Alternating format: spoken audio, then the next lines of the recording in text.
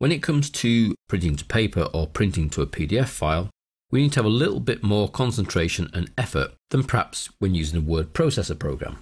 When using a word processor, you're already effectively set up for the document you're going to print on, and when you add a new page, it adds a new page to that same file size. So you may be using A4, you may be using portrait, you may be using landscape.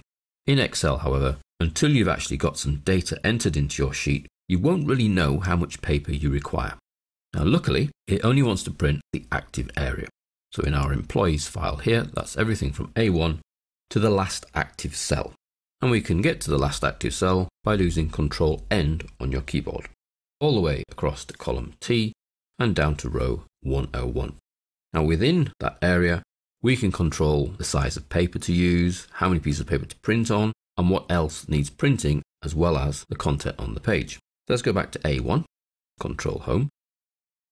The first thing I would like to consider when controlling Excel's printing are the titles to print.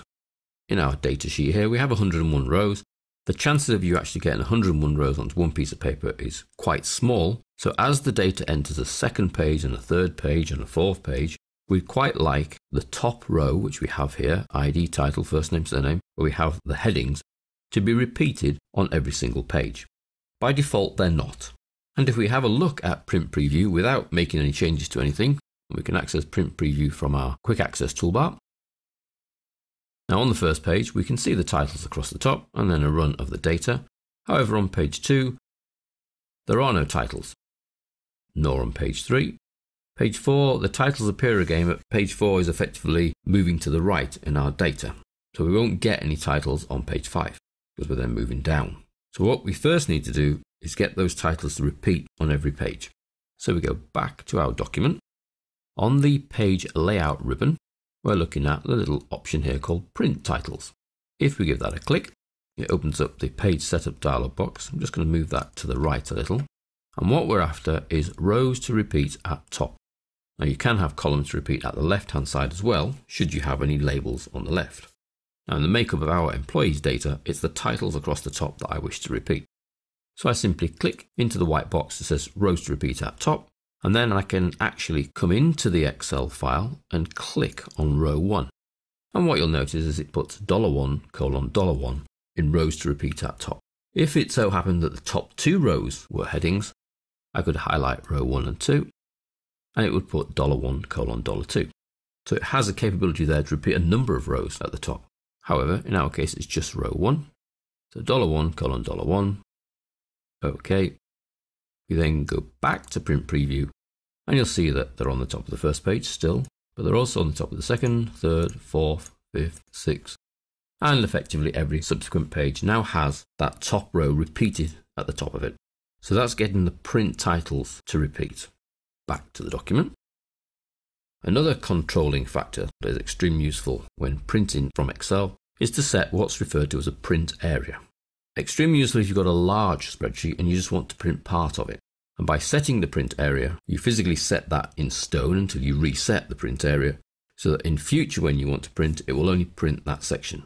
So taking my employees data, it may be that I'm only interested in perhaps the first few columns.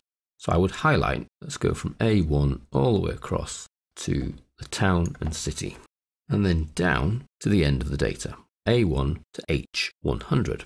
So that area is the area I would like to print. Now I could just leave it selected and do a print of the selected area, but because I want the print area to be now set, I would make the highlight and then set that as my print area so I don't have to keep highlighting it when I want to print it. So to make that my print area, stage 1 is to make the selection, stage 2 is to go to the page layout ribbon, and then you'll see print area in the page setup group. Now there's a little drop down arrow that has an option to either set the print area, which is the current selection, or clear the print area, which would effectively tell Excel to forget about the print area it's got. Now you can only have one print area, you can't have 2 and then decide which one you want to print. It's either a print area or no print area. So I'm going to set the print area, and that sets up this section so that now when I go to Print Preview, even if I have nothing selected, it only wants to print the print area.